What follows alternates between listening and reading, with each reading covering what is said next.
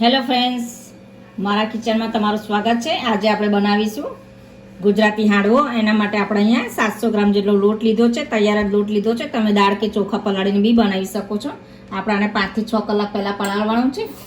એના માટે આપણે 2 ટેબલ સ્પૂન જેટલી મેથી એડ કરીશું. મોટી મેથીથી એકદમ જાળીદાર અને એકદમ સોફ્ટ થાય છે. અને થોડુંક આપણે 1 ગ્લાસ જેટલી છાશ લીધી છે. એ છાશ આપણે થોડી થોડી ઉમેરીને હલાવતું રહેવાનું છે. હવે આપણે પાણી ઉમેરવાનું છે. રેગ્યુલર જ પાણી લીધું છે. જો તમે શિયાળામાં પલાળતા હો તો તમારે થોડું નવસેકું પાણી લેવાનું. આપણે અત્યારે રેગ્યુલર જ પાણી લીધું છે ગરમીના હિસાબે.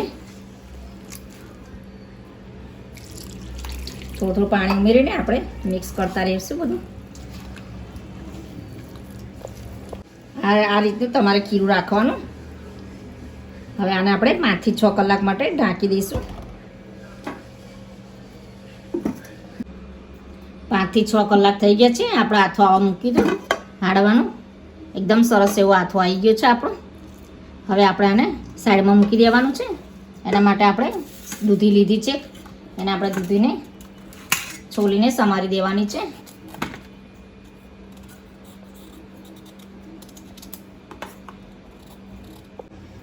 દૂધીને આપણે છોલી દીધી છે સરસ, અને ધોઈ પણ નાખી છે. હવે આપણે આને આ રીતે છીણી નાખવાની છે. આ રીતે બધી જ આપણે છીણી નાખીશું. દૂધીને આપણે છીણી નાખી છે. હવે આપણે આને આ ખીરાની અંદર ઉમેરી દઈશું. હવે આપણે એની અંદર મસાલો કરવાનો છે. સૌથી પહેલાં આપણે 2 ટેબલ સ્પૂન જેટલું લાલ મરચું લઈશું. કાશ્મીરી મરચું લીધું છે. 1 ટેબલ સ્પૂન જેટલી આપણે હળદર લીધી છે. અને 2 થી 3 ચમચી જેટલી આપણે ખાંડ લીધી છે. આદુ મરચાં અને લસણની પેસ્ટ લીધી છે, એ ઉમેરી દેવાની છે અંદર. થોડી કોથમીર લીધી છે, એ ઉમેરી દઈશું અંદર. માપ પ્રમાણે આપણે મીઠું એડ કરી દેવાનું છે અંદર.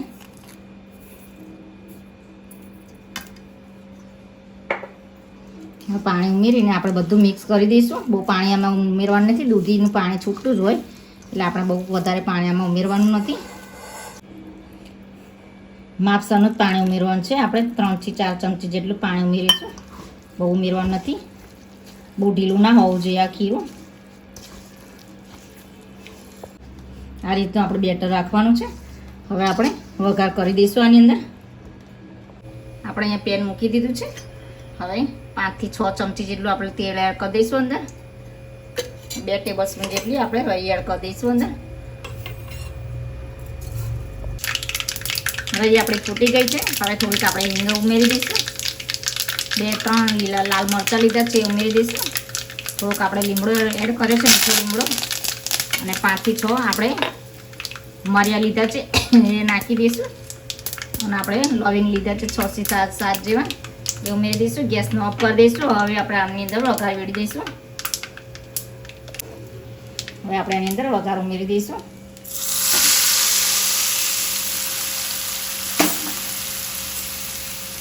થોડુંક આપણે લાલ મરચું એડ કરી દઈશું ઉપર. હવે આપણે બધું જ મિક્સ કરી દેવાનું છે વઘાર બધો.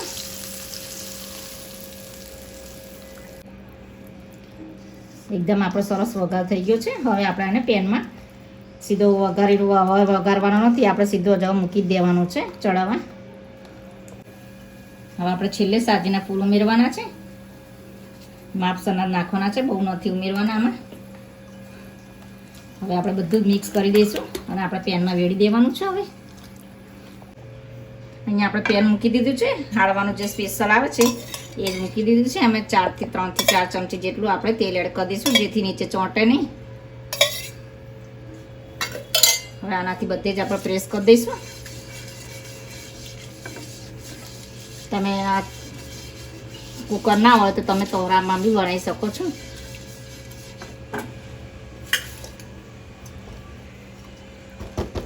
હવે આપણે બેટરને એની અંદર વેડી દેવાનું છે. ગરમ થઈ ગયું છે પેન આપણું.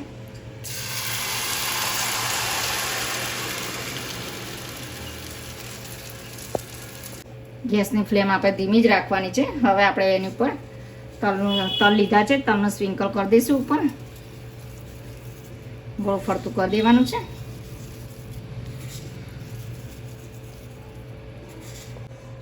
હવે આપણે 15 થી 20 મિનિટ માટે ચડવા દેવાનું છે. ઢાંકીને મૂકી દઈશું. 15 થી 20 મિનિટ થઈ ગઈ છે. હવે આપણે આને ખોલીને જોઈ લઈશું. હવે કાચો છે કે ચડી ગયો છે એ આપણે ચેક કરવાનું છે. ચપ્પામાં ના ચોંટે તો સમજી લેવાનું કે આપણો હાંડવો એકદમ સરસ એવો ચડી ગયો છે, બિલકુલ ચોંટ્યો નથી. હવે આપણે આને ઉથલાવી દેવાનો છે. આપણે ઉથલાવી દીધો છે, એકદમ સરસ એવો આખો થેપલો ઉખડી ગયો છે. હવે આપણે એને બીજી સાઈડે ચડવી દઈશું અને ક્રિસ્પી જેવું થવા દઈશું. પછી જ આપણે એને ગેસ ઓફ કરી દઈશું. હવે આપણે એને 5 થી 10 મિનિટ માટે ઢાંકી દઈશું, એટલે બીજી બળો બી એકદમ ક્રિસ્પી જેવો થઈ જાય. આપણો હાંડવો એકદમ કેક જેવો થઈ ગયો છે ને એકદમ સોફ્ટ થયો છે. હવે આપણે એને કાપી દઈશું.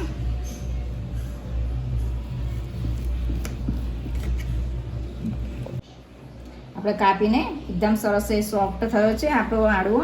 અને તમને મારી આ રેસીપી પસંદ આવે તો લાઈક કરજો, શેર કરજો અને મારી ચેનલને સબસ્ક્રાઈબ કરજો. બાજુમાં બેલ આઇકને ક્લિક કરજો જેથી મારી નવી નવી રેસીપી મળતી રહે. અને આજે બાજુમાં આપણે સિંગ તેલ પણ મૂકી દીધું છે.